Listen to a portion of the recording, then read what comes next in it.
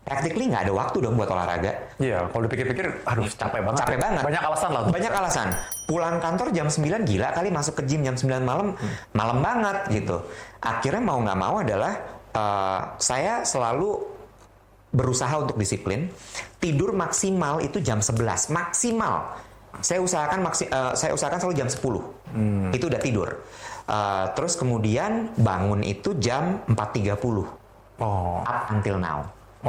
Up until now saya selalu bangun 4.30. Kenapa? Karena menurut saya ya, orang kaya itu bukan orang yang punya mobil mewah, bukan punya rumah mewah, tapi adalah orang yang bisa menikmati paginya dengan tenang. Wah, iya sih, keren sih. Bener-bener. Bener nggak? Iya, itu flexing yang bagus nih sekarang nih. Iya nggak? Iya, zaman sekarang flexing itu mestinya. Kalau bisa lo menikmati pagi lo dengan tenang, Iya. nggak keburu-buru, lo orang kaya. Iya. Lo mewah banget hidupnya. Iya. Sama satu lagi bisa tidur nyenyak. Wah, itu sih nggak terbeli sih. Iya kan? Iya, nggak terbeli lah. Itu nggak terbeli dan bisa tidur siang. Udah, itu aja. Nah, balik lagi, saya pingin banget menikmati pagi saya tenang, nggak keburu-buru. Makanya saya bangun lebih awal, 4.30. 4.30 itu biasanya bangun, nggak mungkin kan ya bangun langsung bangun gitu. Jadi ngumpulin nyawa segala macam, terus saya ibadah. Habis saya ibadah, saya olahraga. Wow.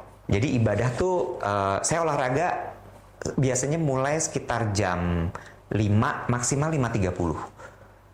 Selesai itu jam 6, jam 6.30. Jadi jam 6 saya udah selesai olahraga. Oh. Kayak udah pantas dipanggil bapak sih memang. Iya kan? Sial, iya lagi.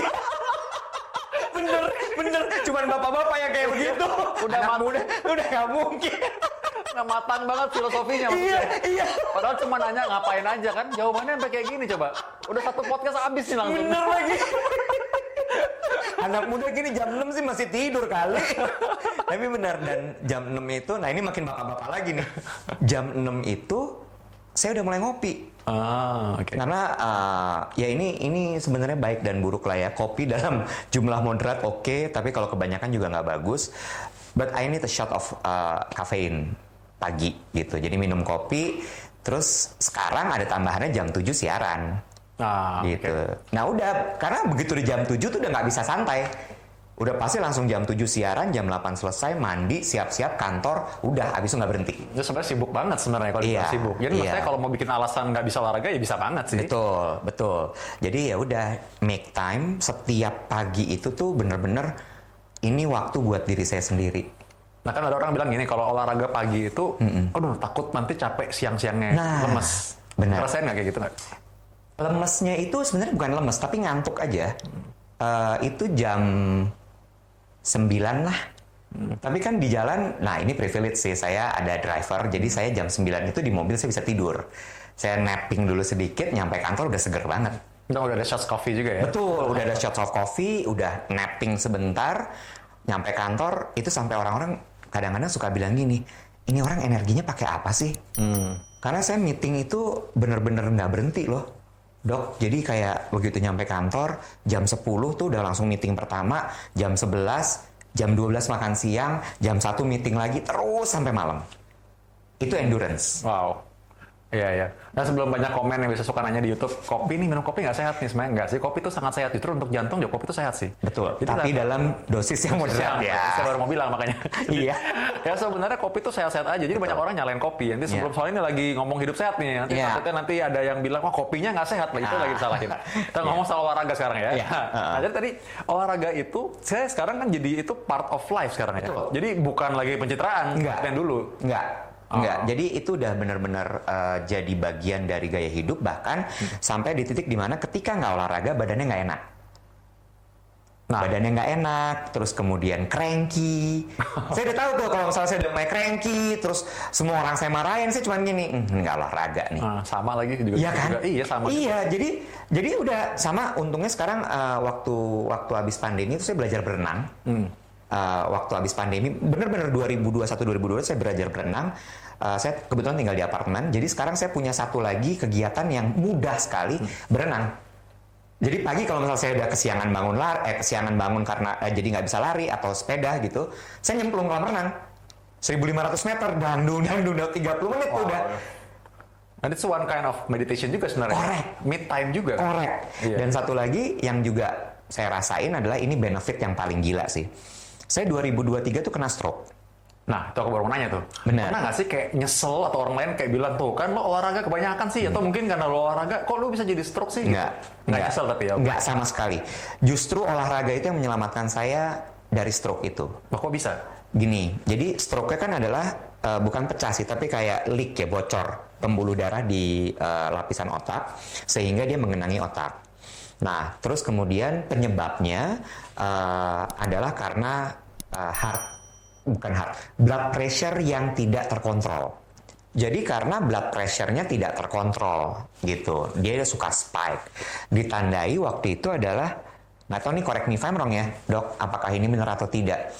Pada saat meeting tuh atau hari-hari suka tiba-tiba red spot di mata. Ya, pembuluh darahnya halusnya pecah. Mungkin. Betul.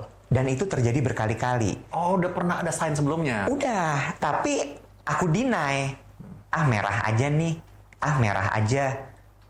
Ternyata itu sign bahwa memang blood pressure-nya tidak terkontrol dan kelihatannya di mata gitu. Sampai ya udah puncaknya adalah stroke itulah. Singkat cerita, operasi dong. Ini makanya ada saya botak tuh bukan karena rontok, ya rontok juga sih. Emang bapak-bapak ya. Tapi ini tuh kayak sebagai pengingat gitu. Oh. Jadi waktu operasi kan dibotakin, terus saya pikir udahlah shave clean aja gitu. Ini ada bekas soalnya. Oh, 2 dibuka kan kepalanya. Nah, waktu itu saya merasa investasi saya di olahraga itu return-nya tinggi banget. Kayak saham gitu ya. Kenapa? Karena gini, operasi yang harusnya durasinya cukup panjang, itu bisa cepat. Sampai dokter bilang ini badannya bagus banget nih. Jadi semuanya baik gitu. Recovery-nya juga sangat cepat sekali. Orang tuh sampai dokter gini, wah Pak, ya tadi kan dokter Vito kan juga bilang itu bahaya sekali loh. Iya. Betul, pecah pembuluh darah itu di kepala. Dia bilang, Pak, ini tuh sampai dia bilang super dia bilang gitu. Karena ini seharusnya tidak secepat ini loh. Bapak tuh ada momen harus di kursi roda dulu. Iya. Iya kan? Iya. Ini enggak, sampai saya bilang gini. Waktu masih di rumah sakit kan dites gitu ya, jalan udah lurus kan, fisioterapi ya. Iya. Fisioterapi jalan udah lurus. Terus saya bilang gini, saya udah boleh lari belum Pak? Sabar kali. Leo. Iya. Terus akhirnya dari situ saya bilang gitu bahwa ini kalau saya nggak olahraga nggak mungkin saya kayak begini. Karena ya itu tadi, semuanya bagus gitu. Oh, jadi ini perspektifnya, coba ini mungkin pemirsa juga lihat ya. Ada orang soalnya kalau menghadapi gitu, dia akan bilang bahwa, wah tuh lu olahraga aja begitu. Atau mungkin dia akan bilang, wah salah olahraganya nih. Gitu. Betul. Padahal sebenarnya justru ini memberikan kekuatan ya. Yes. Ya. Karena memang gini sih, memang ada hal yang kita nggak bisa cegah sepenuhnya sih. Betul. Jadi dikatakan bahwa kalau kita hidup sehat, itu sebenarnya kita mencegah sehingga 80% penyakit itu tersebut. Tapi ya mungkin aja, ya ada sesuatu yang diizinkan lah terjadi ya. Tapi dengan kita udah punya modal tersebut, ya Bapak pulih cepet. Betul. Karena memang gini Pak, umumnya orang kalau yang namanya pendarahan otak itu sih ya either dia nggak survive, atau kalau survive pun dengan ya ada lumpuh. sisanya ya. Iya. Nah itu dia. Waktu itu tuh orang justru gini, ngelihat saya gitu ya dengan gaya hidup yang olahraganya kenceng lah ya bisa dibilang, terjaga gitu. Saya nggak suka jeroan. Thank God saya nggak suka jeroan gitu ya. Jadi saya nggak suka tuh makan kikil apa segala macam. Suka santan tapi nggak yang terlalu gitu ya. Terus kemudian manis nggak juga terlalu. Bahkan di masa-masa itu saya lagi mengurangi gula. Orang tuh jadi gini, gila dia aja yang kayak begitu gaya hidupnya bisa kena loh. Harusnya itu membuat orang lebih mawas diri. Kebayang nggak sih orang yang hidupnya seperti itu teraturnya, sehatnya itu bisa kena. Gimana orang yang gaya hidupnya berantakan? Lebih parah dong harusnya. Ya, jadi maksudnya sebenarnya itu yang dipikirkan ya. Betul. Harusnya. Karena kayak itu waktu itu lagi mau latihan triathlon kan? Betul. Itu lagi mau latihan triathlon. Kebayang nggak? Itu latihannya lagi intens banget loh. Cuma memang kesalahannya saya adalah oke, gaya hidupnya dijaga segala macam, stresnya nggak di-manage. Memang kalau dilihat-lihat maksudnya dengan proses seperti itu, ini kalau saya sebagai dokter yang bisa lihat, wah ini hebat banget sih bisa survive dan memang bisa begitu ada kondisi di mana terjadi malah orang bilang setback, tapi ternyata Pak Iwet malah jauh lagi, malah bilang oh enggak ini malah untung kenapa saya olahraga. Betul. Dan satu lagi adalah mindset positif. Karena gini, dokter kan udah pasti lah ya mendiagnosa orang, memberikan orang, memvonis gitu ya. Bapak terkena penyakit ini, ibu terkena penyakit ini, ininya begini, itunya begitu. Berapa banyak yang pakai nangis, pakai merasa bahwa kenapa hidup saya seperti ini, sinetron gitu ya. Iya, sedih sih memang. Iya kan? Saya waktu dikasih tahu itu saya tenang aja. Oke. Sampai dokternya gini, ini orang punya perasaan gak sih? karena mindsetnya itu tadi kan saya bilang bahwa olahraga ini fungsinya buat saya tuh positif sekali kepada mental gitu. Waktu divonis itu saya cuman gini, oke, saya sakit nih, pembuluh darah saya bocor, ada darah di otak saya, di kepala saya. Saya cuman logis aja gitu mikir, oke dok, kemungkinan terburuk apa? Apa yang harus dilakukan? Harus dibuka pak kepalanya, lalu kemudian dikeluarkan darahnya gitu ya. Terus kemudian berapa lama prosesnya saya tanya segala macam, terus saya bilang gini, kalau misalnya saya nggak mau gimana? Nggak bisa pak, karena ini dilihatin lah ya hasil MRI-nya sudah mendekati ke batang otak. Kalau dia menekan batang otak, maka yang terjadi lumpuh atau bahkan bisa meninggal dunia. Very logic semuanya, nggak ada yang ditutupin. Terus saya cuman gini, ya kan pilihannya ini mau ngotot nggak dioperasi atau mau ngotot nggak dioperasi kemudian kemungkinannya meninggal dunia, atau ya udah buka aja kepalanya, paling tidak kita melakukan sebuah usaha gitu. Nah, ya udah saya putuskan waktu itu, oke dok, dan saya sendirian waktu itu. Nggak sih, berdua. Tapi maksudnya waktu itu buat decision dalam waktu singkat ya? Langsung, dan semua decision di saya waktu itu tanpa bermaksud flexing, yang nemenin Dian Sastro. Oh. Karena paginya tuh saya sarapan sama dia. Oh gitu. Jadi begitu dia tahu gue di UGD gitu, waduh, dia langsung gitu, dan rumahnya dekat sama rumah sakitnya. Terus begitu saya bilang lagi, saya masuk rumah gue suruh rawat inap. Oke, gue kesana, dia langsung datang. Terus dia bilang oke, bla bla bla, masih belum ada operasi tuh. Begitu dokternya masuk bawa MRI, dia di situ kan. Terus dia gitu gini, ibu siapa? Dia gitu kan. Terus dia bilang saya temennya gitu. Oke, ini saya butuh keluarga, ada kan gitu kan ya, vonis gitu. Saya butuh keluarga. Terus aku yang bilang nggak usah dok, biar aja dia di sini. Jadi dia ngeliat tuh proses vonis itu. Terus gitu, oke ini kita mesti bikin decision bla bla bla segala macam. Ibu saya belum datang, kakak saya belum datang. Saya bilang ya udah, buka aja dok, dan langsung ditindak gitu. Nah, positive mindset itu tapi yang menurut aku tuh kayak ini nggak akan terjadi sih kalau nggak punya gaya hidup olahraga itu. Tapi mungkin ya, ini sudut pandang saya sebagai dokter juga. Saya udah 16 tahun jadi dokter nih. Jadi maksudnya udah berapa kali saya melihat bagaimana orang merespon ya. Rata-rata orang yang survive itu dia punya jiwa pejuang. Seperti ini barusan. Mungkin karena efek olahraga juga kali ya. Betul. Karena latihan. Latihan, jadi udah biasa menghadapi tekanan dan oke, I can do this gitu. Yes. Nah ini satu hal gitu ya. Waktu menyelesaikan maraton pertama Bali itu adalah medan maraton yang paling berat. Bukannya Bali bagus ya maksudnya? Bagus, pemandangan. Tapi naik turunnya tuh 45 derajat. Oh gitu, nyiksa banget lah ya. Itu nyiksa. 45 derajat, terus turunannya juga bisa curam banget. Panasnya nggak ketolong gitu. Dan begitu itu finish, yang terasa adalah gini, gue bisa nyelesain lari 42 kilo. I think I can conquer everything. Gitu ya? Iya. Jadi itu udah kayak memberikan apa ya? Mungkin boost confidence gitu kali. Exactly. Dan itu tadi karena mau latihan maraton, karena mau maraton tuh kan latihannya semi atlet ya. Dan atlet itu kan memang kita tahu mental berjuang itu tinggi sekali. Nah itu yang kemudian rasanya aku bawa sampai sekarang. Nah saya mau balik dikit lagi ke tadi momen stroke tadi ya. Itu menurutku sih setback banget sih. Bagi sebagian seorang itu disaster. Maksudnya bencana banget dan bisa dibilang sebenarnya kalau orang yang tahu bahwa ini pendarahan otak nih, itu mengancam jiwa banget sih. Betul. Memang kalau saya sebagai dokter, I will know that mungkin ini suatu pemilihan antara hidup dan mati lah gitu. Betul. Banyak. Tapi memang logikanya berpikir gini ya. Kalau di operasi mungkin ada risiko meninggal juga misalnya. Betul. Atau tidak dioperasi ya hampir pasti demikian. Betul. Berarti kan kita pilihannya berjuang atau enggak gitu. Betul. Tapi waktu itu Pak Iwet pilih berjuang. Betul. Wow. Iya, karena ya itu tadi, ya mentalnya udah memang ya harus diperjuangin semuanya gitu. Dan ketika mau sembuh pun juga begitu, tanpa disadari ya dok ya, tanpa disadari gitu. Jadi kayak fisioterapi dijalani, terus untungnya dokternya juga sangat saya suka sekali dokter Erwin Jo gitu ya. Dia tuh bener-bener suportif yang, dok saya boleh lari lagi nggak?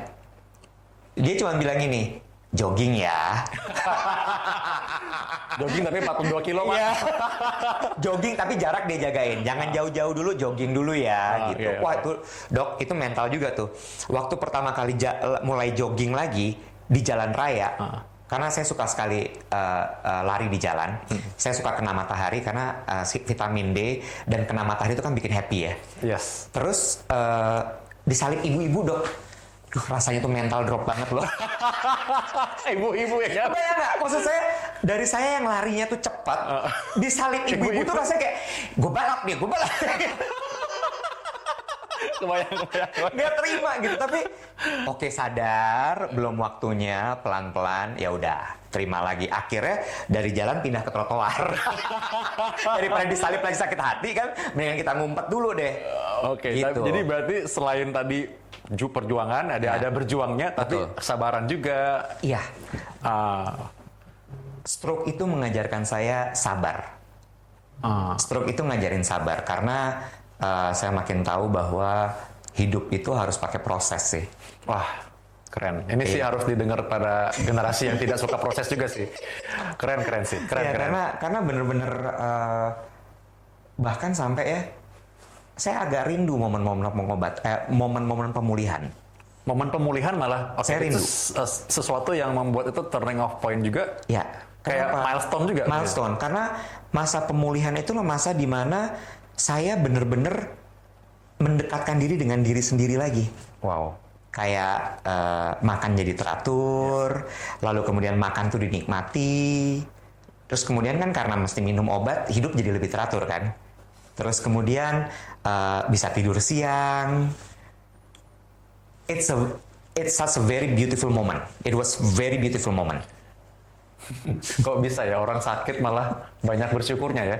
Tahu nggak? Ini agak aneh ya. Saya suka nginep di rumah sakit. Ini aneh banget sih. Saya suka. Maksudnya gimana tuh? Maksudnya gini. Ini dari dulu sih, sebelum stroke pun juga begitu. Saya tuh nggak suka bohong. Oke. Jadi kalau misalnya saya udah ngerasa bahwa ini udah nggak bisa nih diapa-apain, saya kan memasukkan diri ke rumah sakit. Biar langsung ngomong, gue di rumah Saya sakit. di rumah nih. sakit, lu Jangan nggak bisa diapa-apain diapa-apain. lagi. Ngerti nggak sih? Ngerti. So Jadi- you have your me time gitu. Iya, selain tidak bisa bohong dan agak sulit menolak gitu. Jadi itu dulu parah deh. Cuma zaman dulu tuh juga keadaan mental juga tidak terlalu baik ya. Dalam artian selalu efeknya ke GERD. Sehingga memang bolak-balik rumah sakit lah. Tapi saya selalu menikmati momen di rumah sakit. Nah ini inti ceritanya. Saya menikmati momen di rumah sakit. Kenapa? Karena momen di rumah sakit itu, satu, kita bisa istirahat dengan tenang. Tanpa diganggu. Kita tinggal bilang ke rumah sakit kan, saya nggak mau dijenguk sama siapapun. Dan nggak ada yang bisa masuk. Yang kedua, nggak perlu mikir kan, mau makan apa ya siang ini? Nah, pasti dikasih lah ya. Pasti udah ada makanan. And you know what? I love hospital food. Oh ya, bukannya orang bisa kayak, nggak enak nih. Enggak, suka banget. Oh gitu? Suka banget. Suka banget. Bahkan saya sampai bisa menyebutkan makanan-makanan di rumah sakit mana yang enak. Oh gitu. Boleh nih bagi bahan vlog nanti. Iya. Kebayang nggak? Orang merekomendasi makanan apa gitu, ini nggak rumah sakit. Terus satu lagi adalah atensinya penuh kan kalau di rumah sakit. Iya. Dokter pasti akan visit, kontrol kita dan sebagainya. Jadi saya menikmati sekali momen di rumah sakit. Oke, satu sisi sekarang gini ya. Tuhan izinkan. Aneh ya? Iya aneh memang sih menurut saya sih. Ini memang ya bapak-bapak biasa lah ya. Iya. Nah, sekarang ini kan Tuhan izinkan seorang Iwet Ramadan ini balik lagi, mungkin malah sekarang makin melenting, melonjak ya, dengan punya karir yang baru bahkan, terus punya badan yang tetap sehat loh. Mudah-mudahan Artinya ya. kan, ya, maksudnya dalam arti yang tadinya kita pikir bisa check out, Ya. atau mungkin ya paling ada lumpuhnya cacatnya Ya. gitu. Ya. Tadi sekarang malah balik lagi olahraga lagi. That's why kenapa menarik perhatian kalau lihat, wah ini IG-nya Pak Iwet kok isinya olahraga terus nih. Betul. Maksudnya kan means kan you're enjoying your life now gitu kan. Yeah. Tuhan izinkan untuk kembali mendapatkan ini. Yeah. Nah, apa sih pesannya Pak Iwet untuk ya mungkin generasi yang lebih muda sekarang? Nomor satu adalah ini pesennya ya, waktu stroke tuh the moment dibilang bahwa stroke ada pendarahan di otak, harus dibuka kepalanya, terus kemudian kemungkinan terburuknya adalah meninggal dunia. Waktu itu saya cuman gini, ternyata jabatan saya, harta benda saya, itu nggak ada artinya ya. Kalau udah sampai di momen itu. Yang paling berharga adalah hidup. So, ketika bangun pagi masih bernafas, syukuri deh. Bangun pagi, bernafas, semua masih lengkap, masih berfungsi. Syukuri dulu, alhamdulillah, puji Tuhan, saya masih hidup lagi. Nah, kalau udah hidupnya dikasih, jangan disia-siain. Isi dengan baik. Maksud saya, itu kan yang udah paling berharga ya. Hidup tuh udah yang paling berharga gitu. Lah kalau disia-siain dengan goler-goleran, mager-mageran. Sayang banget ya? Sayang banget. Terus badannya nggak dikasih makanan atau asupan yang baik, bergizi. Sayang banget gitu. Bukan berarti juga terus badan saya yang paling sempurna atau paling bagus ya. Cuma paling nggak lebih sadar aja lah gitu. Itu sih. Ya sih, saya melihat Pak Iwet sekarang pesannya ya. Artinya satu tadi bisa mensyukuri apa yang ada, tapi cara mensyukuri itu aktif ya, bukan cara mensyukuri oke, gue pasrah, gue bersyukur, that's okay gitu kan. Tapi dengan ya udah, gue rawat nih, sadar diri, mengurus diri sendiri gitu kan. Mengurus nomor satu adalah kan hidup tuh nyawa ya. Nyawa itu kan harus punya tempat dong. Tempat itu adalah badan. Oke. Badan itu yang kemudian membawa kita bisa kemana-mana. Yes. Nah kalau badan ini sebagai tempat tinggal si nyawa ini tidak kita rawat dengan baik, kesian amat badannya. Wow. Dan banyak orang yang take it for granted kan dengan badannya. Nggak dia sadari gitu ya, jalan aja hidup yang gelinding. Nah, Bener nggak sih? iya, iya. Sementara kan badannya tuh juga capek loh. Yes. Iya kan? Iya. Nah itu yang sebenarnya message pengen aku sampaikan setelah comeback. Ya, dikasih kesempatan kedua ini. Terus kalau ada yang bilang, lo kok nggak bisa diem banget sih, Wet, gitu ya. Jawabannya adalah karena ya sayang banget hidupnya ini udah sebegitu berharganya, tidak diisi dengan baik, dengan karya, dengan legacy, dengan impact. Kok lu kayak mensia-siakan gitu? Oh, wow. Wow. Wah, ini dalam banget nih. Terus tiba-tiba sedih semua. Oh, aku nggak sangka kata-kata ini akan keluar dari seorang Pak Iwet Ramadan gitu Iya, kan. karena kelihatannya kayak ketawa-tawa mulu ya. terus ya, tapi begitu deep sih. Iya. Tapi memang kalau aku bisa tarik apa yang Pak Iwet lakukan, rutinitas yang mungkin kita bisa pelajari juga ya. Beliau satu, bangun early, ibadah dulu, mensyukuri semua, have me time, sudah gitu olahraga, mengurus diri sendiri dulu, Baru buat orang lain. Baru buat orang lain. Ini tuh filosofinya sama kayak di pesawat. Iya. Kan kalau keadaan emergency, oxygen mask turun. Iya. Kan selalu dibilang kan, put the mask for yourself Iya. first, baru bantu orang lain. Yes. Ini sama, kalau kitanya nggak kuat dulu, kitanya nggak sejahtera lahir batin, gimana kita mau menolong orang lain? Wow, yes. Itu filosofinya itu ya. Dan mengurus diri sendiri itu sebagai ucapan syukur kita kan tadi ya. Baik lagi, jadi sebenarnya sedalam itu gitu. Betul. Bukan, ya ini jauh dari sekedar yang pertama tadi katanya pencitraan dulu di awalnya. Betul. Ya semua orang kan pernah melalui itu ya. So, Yang penting image dulu gitu. tapi bagi Anda semua yang sekarang lagi pencitraan, it's okay, tenang aja. Nggak apa-apa, Saatnya nggak apa-apa. akan Akan nyampe kok. menjalankan. Ini buktinya Pak Iwet nyampe juga ya. Iya, benar. Kayak gitu sih. Terus yang juga bentuk dari tadi gitu ya, hidup udah dikasih, appreciate yourself gitu. Appreciate yourself tuh apa sih bentuknya? Merawat diri itu apa? Misalnya kayak pakai baju yang pantas, cukur rambut dengan teratur. Ada satu hal ya, waktu itu saya jemput teman saya, kan saya tinggal di apartemen, jadi mereka nggak bisa langsung naik kan, mesti dijemput di lobi segala. Terus pas saya jemput, dia bilang gini, rapi banget sih. Loh, lobi itu kan area publik ya. Iya. Iya. Dan we need to represent ourselves kalau di publik gitu. Yes. Tetap harus diperhatiin gitu. Betul. Bukan juga terus pakai jas, nggak juga. Tapi at least tuh proper gitu. Iya. Dan banyak orang yang tidak melakukan itu, bentuknya kan ya gue apa adanya. Nggak, menurut gue lu nggak respect sama diri lu Iya, sendiri. yes, benar-benar. Ya ini karena memang mungkin budaya Manado juga sih, sebenarnya orang tua selalu bilang nggak boleh pakai celana pendek di luar zaman dulu ya. Iya. Terus nggak boleh nggak pakai sepatu. Jadi kalau di luar harus pakai sepatu. Nah, tapi memang setelah udah itu kan dulu waktu masih kecil.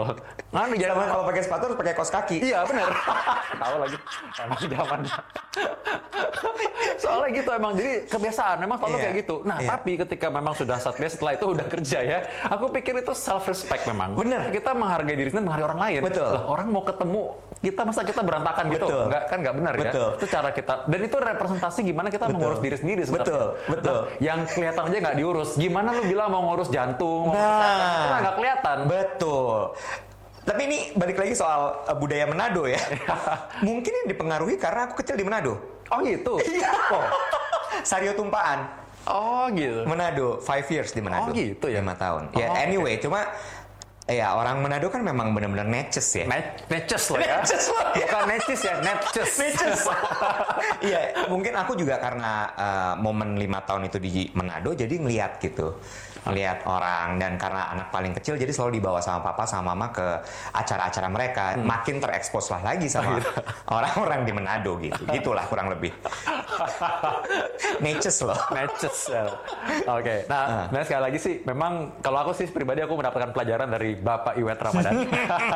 Satu, bersyukur. Take time for yourself dulu. Correct. Pertama, yang ketiga, olahraga itu disempatkan. Disempatkan, make time for olahraga. Tapi gini ya, Dok. Aku tuh berpikir bahwa olahraga tuh sebenarnya privilege. Ya. Gitu. Tidak semua orang punya kesempatan untuk berolahraga. True. Ya, jadi olahraga tuh termasuk barang mewah ternyata. Yes. Gitu ya. Kenapa PN 12% dia pakai? Barang mewah. Cuma gini loh. Kenapa disebut barang mewah? Saya untuk olahraga harus bangun jam 4.30. Setiap hari. Kan artinya disempatkan. Ya. Tapi nggak semua orang loh bisa bangun jam 4.30 dan punya kekuatan untuk bangun jam 4.30. Saya juga paham itu gitu. Misal, orang-orang yang kerjanya di Jakarta tapi tinggalnya di pinggiran. Itu kan mereka harus bangun ekstra pagi untuk bisa berangkat ke kantor. Untuk berangkat beraktivitas. Dan tidak semua orang punya privilege untuk punya kendaraan pribadi atau mungkin punya driver gitu ya. Sehingga mereka harus naik kendaraan umum. Pagi tuh naik kendaraan umum kan gila sekali ya. Iya. Nah, itu perjuangan juga tuh. Perjuangan, saya cuma mikirnya gini sih. Selama kita masih bisa bergerak, jangan bayangin olahraga yang berenang, lari, angkat beban, apa segala macam. Jangan ke situ dulu deh. Punya waktu punya waktu untuk bisa jalan kaki. Jadi kalau misalnya masih ngejar KRL atau kendaraan umum, ojeknya jangan berhenti pas di depan pintu stasiun, agak jauh dikit deh biar ada sempat jalan kaki. Tapi jalan kakinya juga jangan jalan kaki sambil main handphone. Jangan jalan kakinya sambil bengong gitu. Jalan kakinya benar-benar diniatin jalan kaki yang ada pace-nya, rasain heartbeat-nya, sehingga badannya masih bergerak. Atau di kantor juga kayak gitu. Jangan biasain naik lift, kalau bisa naik tangga aja. Karena it's privilege kalau misalnya kita nggak bikin badan kita yang bergerak, terus mau kapan? Jadi usahakan mungkin olahraga itu ya di-include-kan dalam Kehidupan sehari-hari ya.